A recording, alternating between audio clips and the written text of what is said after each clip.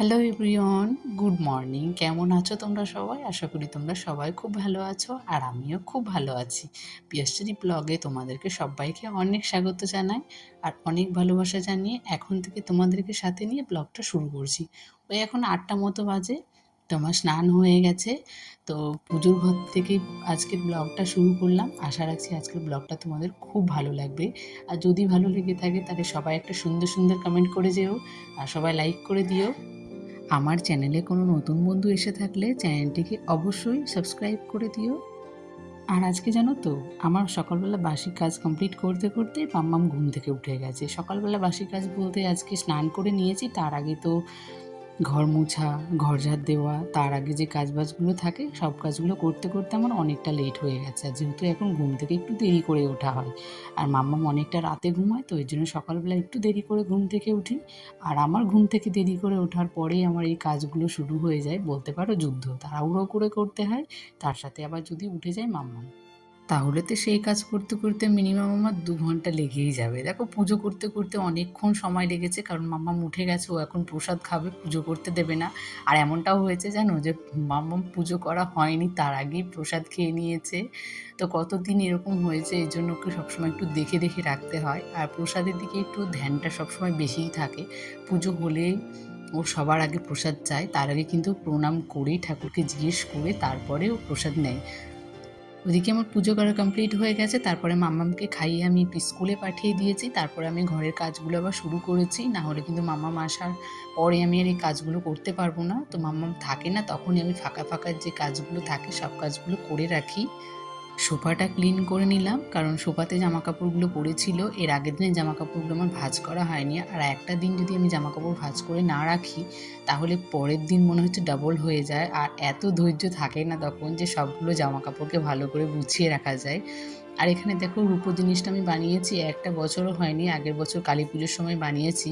কিন্তু যেই দোকান থেকে বানিয়েছি হাতের কাজটা একেবারেই বাজে, কারণ মামামেরটাও অনেকটা চেন কেটে গেছে আর এটা ছিল আমারটাও দেখেছি খুলে গেছে। তো ভেবেছি ওই দোকান থেকে আর কোনো কিছু বানাবো না। রূপোর জিনিসটাই যদি এরকম হয় তাহলে তো সোনার জিনিসগুলো কেমন হবে। যদিও আমি কোনোদিন সোনার জিনিস বানাইনি, রূপোরটাই বানিয়েছি, কিন্তু রূপোর যেই ২-৩টে জিনিস আমি বানিয়েছি, তো যাই হোক হাতের কাজ এরকম হতেই পারে। রান্নাবান্না এদিকে আমার কমপ্লিট হয়ে গেছে, তারপরে আমি রান্নাঘরটা একটু ক্লিন করি, তারপরে আবার ঘরে এসেছি। যেহেতু সকালবেলা আমি পুজো দিয়েছি তার আগে আমি ঘরটা ঝাড় দিয়ে মুছেই রেখেছি, তারপরেও যদি আমি রান্না করেছি এঁটো পা পা দিয়ে আবার ঘরে এসেছি, এটা আমার আবার ভালো লাগে না। রান্নাবান্না করার পরে মনে হচ্ছে একটা ঝকঝকে তকতকে একটা বাড়িটা প্রয়োজন, মানে প্রয়োজন না, আমার সেটা ভালো লাগে, একটা চকচকে থাকবে, একটা পজিটিভ একটা ভাব থাকবে। তো সবসময় আমি চেষ্টা করি একটু নিজের কষ্ট হলো একটু ক্লিনিং রাখার। আর সংসারের কাজ যদি ভালোবেসে করি তাহলে সেটা একটু কষ্ট কম হয়, আর যদি সেটাকে দায়িত্ব মনে করে করি তাহলে কিন্তু সত্যি খুব কষ্ট হয়ে যায়। আর তারপরেও যদিও একটা ছোট্ট বেবি আছে, তো তাকে নিয়ে কাজ করতে একটু কষ্টকর হয়, যদিও ভালোবেসে করি তারপরেও খুব কষ্ট মনে হয়ে যায়। কারণ যাদের ছোট বাচ্চা আছে তারা অবশ্যই জানো যে বাচ্চা নিয়ে কাজ করতে গেলে কতটা কষ্ট হয়। আর পুরো ঘর বাড়িটা আমার মোছা হয়ে গেছে, তারপরে আসলাম আমার ঘরে। এই আমার ড্রেসিং টেবিলের সামনেরটা কখনো মোছা হয় না আর জিনিসগুলো কখনো ক্লিনিং করা যায় না। আর মাম্মাম এই খেলনাগুলো নিয়ে খেলতে থাকে, তো সেভাবে প্রত্যেকদিন আমার পরিষ্কার করা হয় না। আর দেখবা একটা জিনিস যদি ডেইলি ইউজ করা যায় তাহলে সেই জিনিসটা কিন্তু এতটা নোংরা হয় না, সেই জিনিসটা কিন্তু ভালোও থাকে। আর যেটা আমরা তুলে রেখে ব্যবহার করি সেই জিনিসটা কিন্তু তাড়াতাড়ি নোংরা হয়ে যায় আর সেটা খুব পরিষ্কার করতে হয়।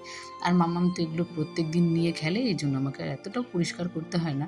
তবুও ভাবলাম যে আজকে একটু ক্লিনিং করে নিই, যেহেতু টিভির সামনেটা অনেকটা নোংরা হয়ে গেছে, মানে মুখগুলো না ভালোভাবে বোঝা যাচ্ছে না। তো দুদিন থেকেই ভাবলাম পরিষ্কার করব কিন্তু করতে পারছিলাম না, সময় হচ্ছিল না।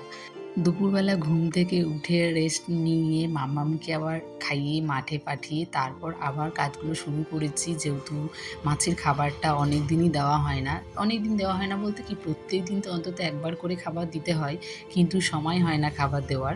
আর তার সাথে একটু ঘরের লাইটটাও জ্বালিয়ে দিলাম, আর মাছে যদি লাইট দেওয়া না থাকে না সেটা আর ভালো লাগে না দেখতে। তো দেখো ওদেরকে খাবারটা দিয়েছি কিন্তু এখনও কেউ বুঝতে পারেনি যে খাবার দেওয়া হয়েছে। এই যে দেখো, একজনকে দিয়েছি, একজন যখন খাওয়া শুরু করেছে তখন কিন্তু আরেকজনও গিয়ে খাওয়া শুরু করেছে। দেখেছো আমাদের মানুষের মধ্যে যেমন হিংসাহিংসি আছে, তেমন কিন্তু সবার মধ্যে হিংসাহিংসিটা আছে। সবাই নিজের নিজেরটা কিন্তু ভালোই বোঝে। একজন যখন খাওয়া শুরু করেছে তারপরে কিন্তু একজন আরেকজনেরও মনে হয়েছে যে না আমিও গিয়ে তো খেতে পারি। তো দেখো ওদের খাওয়া দাওয়া হয়ে গেছে আর আমি দাঁড়িয়ে দাঁড়িয়ে দেখছিলাম ওদের মজাটা, খুব ভালো লাগছিল দেখতে। সন্ধে হয়ে গেছে তাই সন্ধে লাগিয়ে দিলাম। তো চলো বন্ধুরা, আজকের মতো ভিডিওটা আমি এখানে এন্ড করছি। ভিডিওটি ভালো লাগলে সবাই প্লিজ একটা করে লাইক করে দিও আর কমেন্ট করে দিও। সবাইকে টাটা।